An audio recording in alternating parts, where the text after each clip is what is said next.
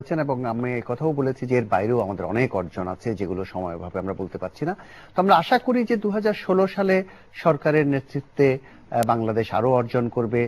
বেসরকারি sector, private সেক্টরও অনেক কিছু অর্জন করবে। এনজিও, আইএনজিও যারা জনকল্যাণে নিবেদিত, তাদের উদ্যোগেও অনেক অর্জন হবে। সব মিলিয়ে আমরা 2016 সালে আরো অনেক বেশি অর্জন করব।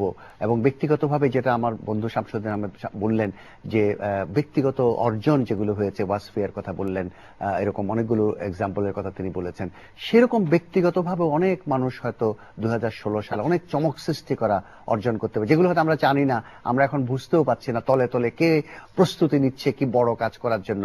সেগুলো আমরা বিভিন্ন সময় উল্লেখ করব, আলোচনা করব, এবং 2017 সালের জানুয়ারি মাসে বসে আমরা সেগুলো পর্যালোচনা করব। অর্জনের তো কোনো সীমা নেই। আমি এখন আলোচনা করব সৈয়দ আবুল মকসুদের কাছে যাচ্ছি। আপনি অনেকগুলো নেগেটিভ কথা বলেছেন। কি ধরনের পদক্ষেপ যদি সরকার নেয়, যেহেতু সরকারই নেতৃত্ব দেয়, যে আমাদের এই নেগেটিভ জিনিসগুলো 2016 সালে আমরা দেখব না, কারণ সরকারকে কি করতে হবে সেজন্য? আপনি ডেমোক্রেসির কথা বলেছেন, অনেকগুলো, আমরা শামসুদ্দিন আইন শৃঙ্খলার কথা বলেছেন। আপনি যেটা বলছেন যে ডেমোক্রেসির কথাটা কিন্তু বারবার আসবে। যখন সাফল্যের কথা বলি, আমরা সাফল্যের কথা বললে সরকার শুনতে চায় তার নিজের সাফল্যের কথা। সাফল্যের কথা বলতে গেলে আবার জনগণ শুনতে চায় যে মানুষের মধ্যে যে কর্মতৎপরতা, মানুষের নিজের বাঙালির ভিতরে যে সুপ্ত এবং অসুপ্ত শক্তি রয়েছে, সেইটার বিকাশ ঘটেছে, বিভিন্ন ক্ষেত্রে ঘটেছে, এবং এনজিও গুলি আমাদের যথেষ্ট ভালো কাজ করছে। নতুন বছরের প্রত্যাশার কথাটা আপনি জানতে চাইছেন। নতুন বছরের প্রত্যাশা ধরেন সামগ্রিকভাবে একটা রাষ্ট্রে তো কত কিছুই আমরা প্রত্যাশা করতে পারি, কিন্তু সরকার কি করতে পারে? সরকার যেটা করতে পারে সেটা হলো যে গণতান্ত্রিক ধারাটা যাতে পুনঃপ্রতিষ্ঠিত হয়, তার একটা উদ্যোগ সরকারকে নিতে হবে। কারণ যেটা সবাই বলেছেন যে গুড গভর্নেন্স ছাড়া, গুড গভর্নেন্স বলতে Democratic good governance, good governance যদি বলি যে আমি একলাই ভালো দেশ শাসন করতে পারবো আর কিছু লাভ হবে, ডেমোক্রেসির দরকার নেই, তা না। তো সেইটাই এখন বাংলাদেশের যে অবস্থাটা, বাইরে বিরোধী রাজনীতি না থাকার ফলে হয়েছে কি যে ধীরে ধীরে ধীরে ধীরে এখন যতই চুপচাপ মনে হোক না কেন দেশটা, একটা উগ্র রাজনীতির আপনার সূত্রপাত হতে পারে কখনো ভবিষ্যতে। সেটা ঠেকানোর পথটা কি? আমরা সেটা ঠেকাতেই চাই, এবং সম্ভবত রাষ্ট্র সরকারও সেটাই চায়। গণতান্ত্রিক ধারা ফিরিয়ে আনতে হবে, এবং আরেকটি জিনিস যেটা, সেটা হলো যে একটা মডারেট একটা রাজনৈতিক সংস্কৃতি গড়ে তুলতে হবে। মডারেট রাজনৈতিক সংস্কৃতিটা হলো এই যে বিরোধী দল অথবা ভিন্ন মতের কেউ যদি সভা সমাবেশ ইত্যাদি করতে চায়, তাহলে পরে সেটাতে বাধা না দেওয়া। আমরা দেখেছি গত বছর যে কাজটা দেখেছি, যে বিরোধী দল কোনোখানে রাস্তায় দাঁড়াতেই পারে নাই। এই জিনিসটা হয়তো প্রয়োজন ছিল সরকারের পক্ষে এই কাজটা করা, হতে পারে, কিন্তু এটা কিন্তু দীর্ঘস্থায়ী পদ্ধতি নয়। এটা দীর্ঘস্থায়ী পদ্ধতিতে ভিন্ন মতকে দমিয়ে রাখা এবং নিজেদের যে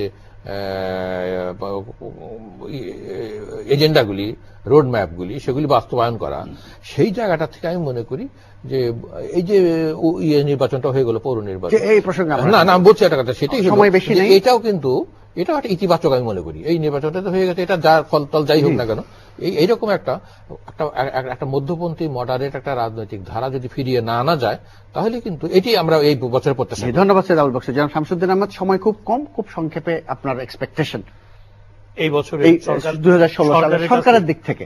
আমার মনে হয় সরকার যা করছে এর চেয়ে বেশি সরকার আর কি করবে। সরকারের মনে হয় না যে সরকার, আমাদের দেশে যে ব্যাড জিনিসগুলো হয়েছে বা যে গণতন্ত্রহীনতা, এটা সরকারের পক্ষ থেকে করা হচ্ছে নির্বাচনের ক্ষেত্রে, কিন্তু আমার ধারণা যে সরকারের চাইতে অনেক বেশি হচ্ছে আমরা ব্যক্তিগতভাবে, আমরা যারা সিভিল সোসাইটি বা সিভিল সোসাইটি না, আমরা যারা দেশের নাগরিক, নির্বাচন ভণ্ডুল হয়ে যাচ্ছে, নির্বাচন ত্রুটিপূর্ণ হচ্ছে, কিন্তু সেই নির্বাচনে তো অংশগ্রহণ করছি আমরা, ত্রুটিপূর্ণ তো করছি আমরা, হয় আপনি না হয় আমি, তাই তো?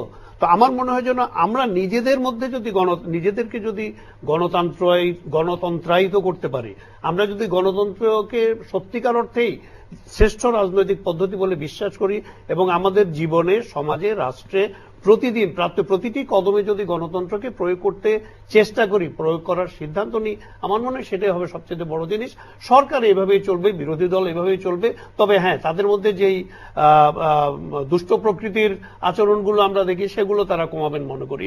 কিন্তু সবচেয়ে ভালো কথা হচ্ছে একটি জাতিকে এগিয়ে যেতে হলে সেটা সরকারও নিয়ে যেতে পারে না, বিরোধী দলও নিয়ে যেতে পারে না, জাতিকে নিজেকে এগোতে হয়। সো আমাদেরকে নিজেদেরকে এগোতে হবে, নিজেদেরকেই সভ্য হতে হবে, নিজেদেরকেই হলো গণতান্ত্রিক। ধন্যবাদ জনাব শামসুদ্দিন আহমদ। জনাব ডক্টর মনসুর। আমি মনে করি যে বিনিয়োগ সমস্যার কথাটা যেটা বললাম সেটাকেই সামনে রেখে সরকারকে নীতি নির্ধারণ করতে হবে। অর্থাৎ এমন কিছু পলিসি স্টেপ নিতে হবে, যেমন স্পেশালাইজড ইকোনমিক জোনের সংখ্যা বাড়াতে হবে। সরকার বলছে আমরা 100টা করবো, আমি বলছি 100টার দরকার নেই, 10টা দিন। আগামী বছর আমাদেরকে 10টা ইকোনমিক জোন উপহার দেন জাতিকে, যাতে আমরা বিনিয়োগ করতে পারি।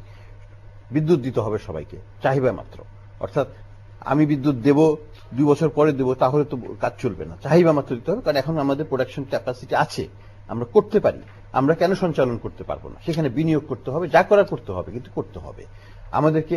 আমি মনে করি যে এই যে সামরিক যে গুড গভর্নেন্সটা, যেটা আমি আগেও রেফার করলাম, সেটাকে আংশিকভাবে হলেও ফেরত নিয়ে আসতে হবে, যাতে নিরাপত্তা বোধ করে বিনিয়োগকারীরা, এবং সে চাঁদাবাজিটা যেন একটু কমে আসে, দুর্বৃত্তায়নটা একটু কমে আসে। তাহলে নিরাপদভাবে বিনিয়োগ করে মানুষ তাদের ব্যবসায়িক কার্যক্রম করবে, এটাই তো চায়। এবং সেটা যেন দলমত নির্বিশেষে হয়। এক দল ওই পার্টি করতে বলে তাদেরকে বাদ দিয়ে যদি আমরা মনে করি অর্থনৈতিক কর্মকাণ্ড আমি পুরো মাত্রায় ফিরে পাবো, তাহলে কিন্তু দেশের অর্ধেক লোক বাদ থেকে যাবে। সেটা কিন্তু কোনো মতেই আমাদের দেশের প্রবৃদ্ধি সহায়ক হবে না। কাজে ইনক্লুসিভ ডেভেলপমেন্টে যেতে হবে। ইনক্লুসিভ মানে পলিটিক্যালি ইনক্লুসিভ, তাদেরকে বাদ দিয়ে অর্থনৈতিক কর্মকাণ্ড করা, এটা কিন্তু জাতির জন্য শুভকর হবে না। ধন্যবাদ ডক্টর মনসুর। আমি সময় একেবারেই নাই, সৈয়দ আবুল মকসুদের কাছে একটা প্রশ্ন নিয়ে যেতে চাই। শুধু আপনি বলছিলেন যে সরকারকে ডেমোক্রেটিক আচরণ করতে হবে, যাতে বিরোধী দল গণতন্ত্রের চর্চা করতে পারে, সভা সমিতি করতে পারে, তাদের কথা বলছেন। সেটা তাদের সাংবিধানিক অধিকার। এটা কোন দান দক্ষিণ। একই সঙ্গে আমি একটা মন্তব্য করতে পারি, বিরোধী দলকে তো ডেমোক্রেটিক আচরণ করতে হবে। বিরোধী দল না, ডেমোক্রেটিক আচরণ প্রত্যেকটা মানুষকেই করতে হবে, কারণ এটা তো ভাইস ভার্সা, গণতন্ত্র এটা ভাইস ভার্সা। কিন্তু আমি সেটা শুরুতে কিন্তু এটা বলেছিলাম যে শুধু যে সরকারি দল এবং প্রধান বিরোধী দলগুলি তা না, এই মাঝারি এবং ছোট দলগুলির ভিতরেও কিন্তু সেই ধরনের সুস্থ রাজনৈতিক কর্মকাণ্ড লক্ষ্য করিনি আমরা। কাজেই আপনি যেটা বলছেন যে এখন কি বললেন যে বিরোধী দলকেও ডেমোক্রেটিক আচরণ করার ব্যাপারে, বিরোধী দলের ডেমোক্রেটিক আচরণ না, বিরোধী দল তো আপনি জানেন এবং আমরাও জানি, আমি তো সেই 60-এর দশক থেকে 62 সন থেকে আমরা আন্দোলন দেখছি অন্তত কাছ থেকে। সেটা হয়েছে যে মানুষ নেতারা তো যেতেন জনগণের কাছে, এখন হলো আপনার এই মিডিয়া নির্ভর রাজনীতি। প্রত্যেকদিন সন্ধ্যাবেলা বিরোধী দলের একটা প্রেস বিজ্ঞপ্তি একটা ধরিয়ে দেয়, এটি তার কাজ শেষ। কিন্তু মৌলানা ভাসানী বা বঙ্গবন্ধু শেখ মুজিবুর রহমান তারা গ্রামের পর গ্রাম, আমি তো 60-এর দশক 50-এর দশক থেকে দেখছি, আমি সেই 54 সনের নির্বাচনও দেখেছি। তো কাজেই সেই সময় থেকে একটা জিনিস দেখছি যে তারা গ্রামের পর গ্রাম চষে বেরিয়েছেন, মানুষের কাছে গেছেন, কোন পত্রিকায় কি নিউজ ছাপা হলো, কোন চ্যানেলে কি দিল না দিল। এখন যেটা হয়েছে, তো আপনি তো মিডিয়া ভালো জানেন, যে সেটা হলো যে নেতারা এখন জিজ্ঞাসা করে যে ওই আমার নিউজটা তোমরা একটু দিলে না ঠিক মতন, ওই যে নিউজ নির্ভর রাজনীতি, নিউজ নির্ভর রাজনীতি না। সেই কালে আমরা দেখেছি, ভাসানীকে দেখেছি, শেখ মুজিবকে দেখেছি, তারা হয়েছে যে মানুষের কাছে গেছেন, গ্রামের পর গ্রাম চষে বেরিয়েছেন। তো সেটা হলো যে বিরোধী দলের কাজটা হলো জনগণের কাছে তো যাচ্ছে না ঠিক মতো। এখন তারা বলবে যে আমাদের প্রেস ক্লাবের সামনে আমাদের মানববন্ধন করতে দেয়, ওটাও সত্য, ওটা অতি সত্য। তো সেটা আমাদের করতে দেয় না, সেটা না যাক। কিন্তু একেবারে ধরেন আপনার ভুঙ্গামারি গিয়ে গ্রামের 10টা লোকের সঙ্গে তো কথা বলবে বিএনপির কোন নেতা বা পার্টির কোন নেতা, সেটাও তো দেখছি না আমরা যেতে। সকলেই রাজনীতিতে বসে আছেন, মানে রাজধানীতে বসে আছেন। কাজেই আমার মনে হয় যে বিরোধী দলকেও দায়িত্বশীল হতে হবে এবং মানুষের কাছে যেতে হবে, মানুষের আবেগ অনুভূতি তাদেরকে। ধন্যবাদ সৈয়দ আবুল মকসুদ, ধন্যবাদ জনাব শামসুদ্দিন আহমদ, ধন্যবাদ ডক্টর হাসান এইচ মনসুর। প্রিয় দর্শক, আমাদের নির্দিষ্ট সময় শেষ হয়েছে। আজকে আমরা আলোচনা করছিলাম নতুন বছরের প্রত্যাশা এবং বিগত বছর নিয়ে সামান্য পর্যালোচনা। আমি আগেই বলেছি যে এত সংক্ষিপ্ত সময়ে একটি পুরো বছরের পর্যালোচনা করা সম্ভব নয়। আমরা চুম্বক কতগুলো কথা বলার চেষ্টা করেছি এবং সবচেয়ে বড় কথা হলো আমাদের সম্মানিত 3 জন আলোচক নতুন বছরে যে প্রত্যাশার কথা বলেছেন, সে প্রত্যাশা জনগণেরও প্রত্যাশা এবং এর চেয়ে অনেক বেশি প্রত্যাশা জনগণের রয়েছে।